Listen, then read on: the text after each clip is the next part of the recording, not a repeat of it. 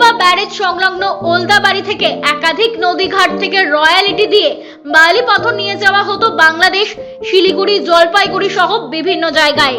কিন্তু কিছুদিন আগেই গাজলডোবা সেতু দুর্বল বলে হাইট বার লাগিয়ে ব্রিজের ওপর দিয়ে বালি পাথরের লরি চলাচল বন্ধ করে দেওয়া হয়েছে।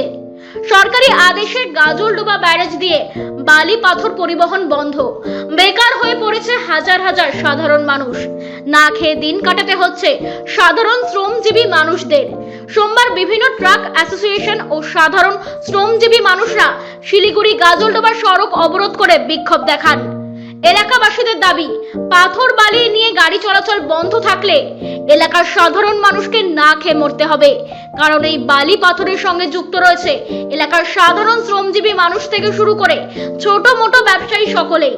শ্রমিক শ্রেণী যদি কাজ না করে তাহলে উপার্জন বন্ধ, আর উপার্জন বন্ধ থাকলে শ্রমিক শ্রেণীর হাতে অর্থ না থাকলে সরাসরি প্রভাব পড়ছে এলাকার সাধারণ ব্যবসায়ীদের ওপর, যার ফলে এলাকার সমস্ত ব্যবসা হয়ে রয়েছে বন্ধ। এবার আমাদের তো বাচ্চাদের নিয়ে চলতে হয়, বাচ্চা কাচ্চা নিয়ে চলতে হয়। বিদেশে গিয়ে হয়তো খাওয়াটা জুটবে, কিন্তু আমাদের সংসার তো চলবে না। বন্ধন নেওয়া আছে, গাড়ি ইএমআই আছে, মাসে মাসে এসে গাড়ির ইএমআইয়ের জন্য ঝামেলা করতেছে। গাড়ির মালিকের অভিযোগ, গাজলডোবা ব্যারেজে হাইট বার লাগিয়ে সাইনবোর্ড লাগিয়ে দেওয়া হয়েছে। 6 টনের বেশি লোডের গাড়ি চলাচল করতে পারবে না, কিন্তু সেই পথ দিয়ে বড় বড় গাড়িতে সিমেন্ট নিয়ে ছুটছে বিভিন্ন ভারী যানবাহন। তাদের আটকানো হচ্ছে না, শুধুমাত্র বালি পাথরের গাড়ি আটকানো হচ্ছে বলে অভিযোগ। তাদের আরো অভিযোগ, তাদের গাড়ি যদি এইভাবে বন্ধ থাকে মাস গেলে গাড়ির কিস্তি দেওয়া অসম্ভব হয়ে উঠছে।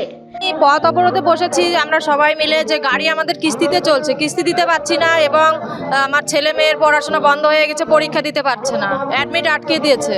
সেজন্য আজকে আমরা পথে বসেছি। যদি সরকার থেকে কিছু একটু আমাদেরকে এখন গাড়িটা চলার ব্যবস্থা করে দেয় তাহলে আমরা খুব ভালোভাবে আমরা সংসারটা চালাতে পারবো। পাশাপাশি এই গাড়ির উপরে নির্ভর করে হাজার হাজার মানুষের জীবন ও জীবিকা পরিবার নির্ভর করে, তারা আজ বেকার হয়ে রয়েছে। অবিলম্বে তাদের গাড়ি চলাচল করতে দেওয়া হোক। গাড়ির মালিক পক্ষের দাবি, যতক্ষণ পর্যন্ত জেলা শাসক এসে ব্যারেজ দিয়ে গাড়ি চলাচল এমনকি ঘাটে রয়্যালিটি না দেবে ততক্ষণ পর্যন্ত পথ অবরোধ চলবে। জলপাইগুড়ি থেকে টুপাইহর রিপোর্ট, আরভি নিউজ।